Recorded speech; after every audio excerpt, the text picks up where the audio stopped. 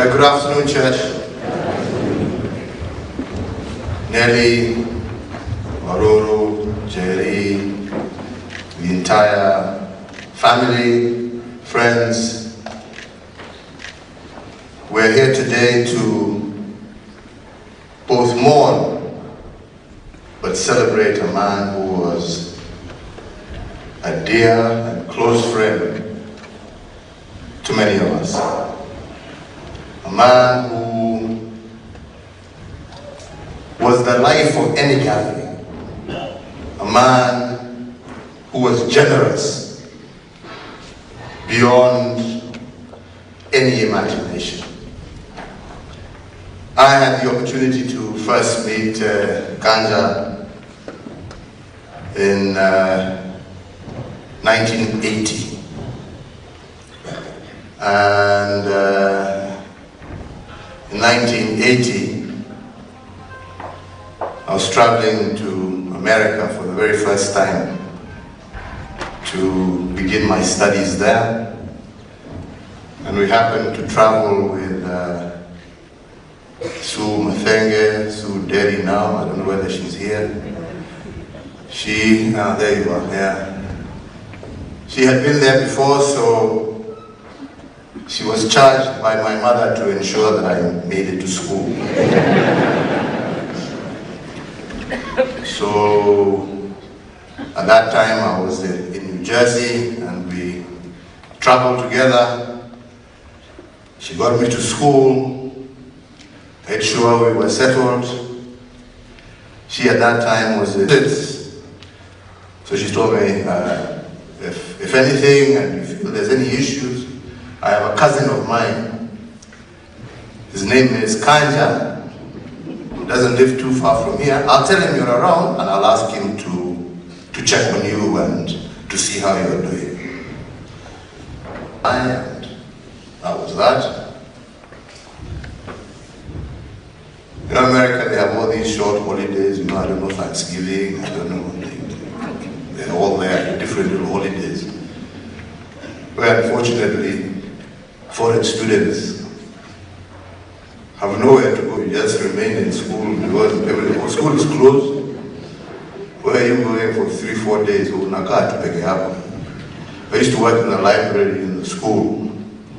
So one day with another foreign student, I'm walking back from the library back to the dormitory.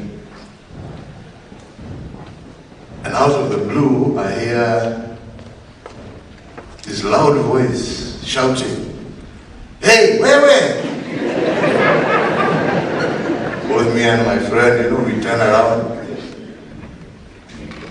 looking and not recognizing it. Yeah, you, the African.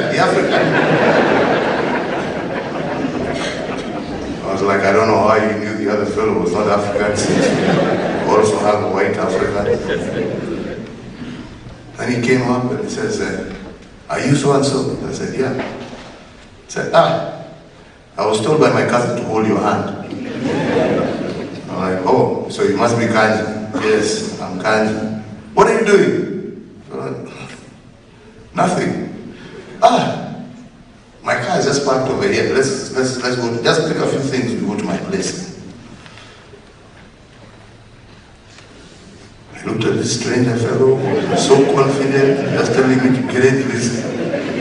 I proceeded to do just that. Got into his car and we traveled to his apartment. And that became my second home. To the extent that one day,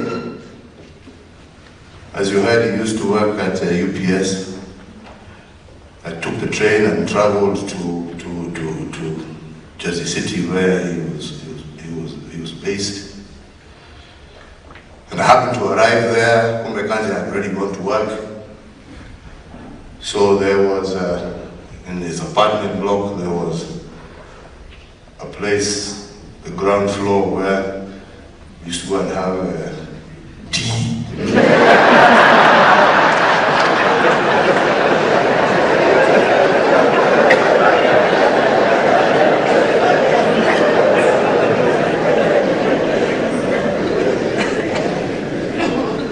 So I decided I was going to wait for him there. So waited. Because I knew eventually when he came from work, he had to come through this team place. He would find me there. So he came and he asked me, yeah. Eventually, yeah, how long have you been at that? Only about a couple of hours. He said, hey, look, we have to, what you do now, tomorrow morning, I'll sort this out so you don't have to always just wait for me here. The next morning, he went, he made a copy of a key of his apartment, he gave it to me and told me, you know, whenever you're here, you just, and the couch is there, ni kwako nyumbani. And we started a relationship from that day to date. Came back, and we eventually came back home, got into partnership, various business ventures which we tried out. I eventually went into politics. Got into that. Anja was still around, and in fact, during my very early days, he used to be one of my agents. And as you know, the party I belonged to those days was not very popular in my part of the world. So he has also eaten a few stones on my behalf. Being my agent. And we continued our friendship all the way through. I'll never forget even when I was president. Kanja would never address me as president. He would never address me as Your Excellency. As you've heard, he had a nickname for everybody. Me, I was always, Papa, how are you doing? Then the other thing he was very good at is sharing, as you've heard, you know. He was very active on his phone. So I can assure you I suffered immensely during my tenure as president, because any of these memes,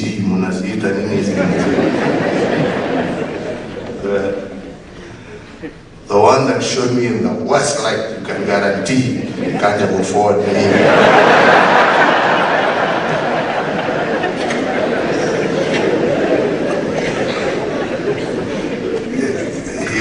He would ensure it's forwarded, and you know, with that, those emojis of laughing.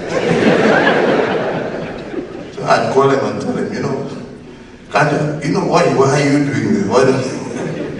Told me, no, wait, check, it's funny, isn't it funny? But he continued, and as I said, even December 12th, we were all together. No one would ever have imagined that the lively Kanja that we saw on that day, within a very short period of time, would not be with us. Even during that whole time, and before, he would still now share emojis and memes, but now a different guy.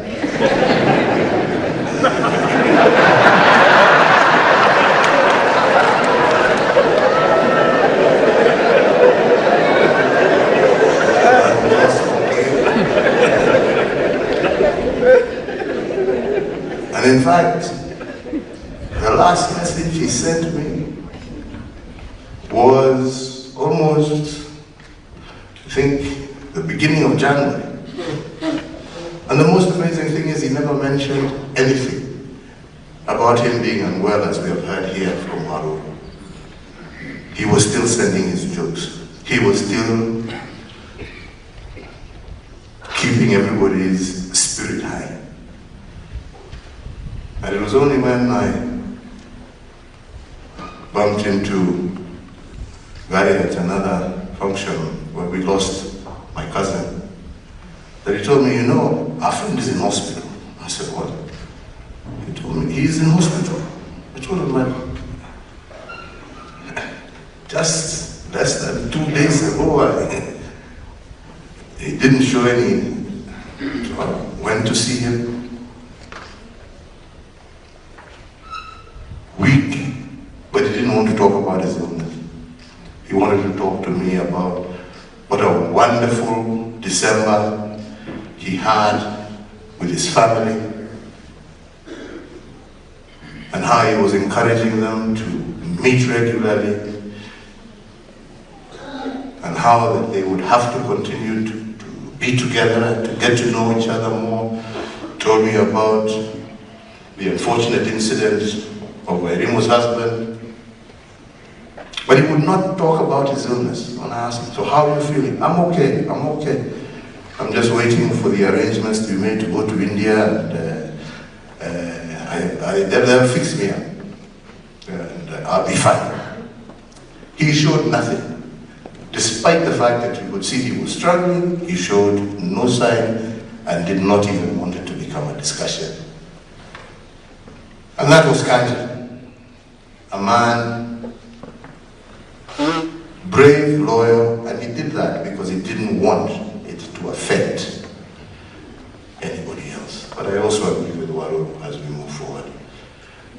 I think we should be honest about some of these things, and maybe if we're honest about them early enough, maybe something can be done. But Kanja lived his life to the fullest. There's no question about that. Kanja was one of those friends who was there, good times or bad. And I think the lesson of his life is a lesson to each and every one of us. We shall miss him, this great, joyful, happy man who made sure that nobody was ever really left behind or left out. Made you feel involved, made you feel loved, made you feel wanted, made you part and parcel of whatever was going on. We shall miss you, Kanja. And to Nelly, your family, we are always there for you. Whatever you shall need, whenever you require, you're in our thoughts, you're in our prayers. And our friendship does not cease because Kanja is with us. Our friendship, as he taught us, continues irregardless. May God rest his soul in eternal peace and grant us all comfort in our hearts, and grant his family the strength to endure next years without him, and rather than mourn, to cherish and to be happy about the moments that God gave you to be with this wonderful man. Mungu awabariki na walinde. Asante sana. Thank you so much, Your Excellency, for those moving words about a true friend of yours.